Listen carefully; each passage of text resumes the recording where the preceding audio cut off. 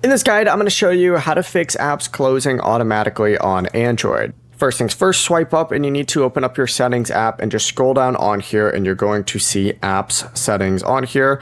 Open that up and find whatever app keeps crashing for you. I'm just going to choose the first one that loads, right? We'll say it's this auto clicker. Select it, scroll down on here and you're going to see a force stop down in the very bottom. Go ahead and select force stop down in the bottom right, confirm, and then reopen up that app to check if it works normally. If it's still having issues, come back to the same page, select storage, and you need to hit clear cache and remove any temporary files that may be causing the problem. That is what clear cache does. Then from here, you can back out and restart that app again, and it should work. It's not going to be crashing anymore. Before you do leave, make sure to like the video and subscribe to the channel with all notifications on. It really does help with the channel and it lets us know that you want more content like this. We'd greatly appreciate it. And if at any point throughout this guide you did have any questions, just ask them down in the comment section below and we can help you out further. I'm going to be doing my best to reply to every single comment down there. Peace.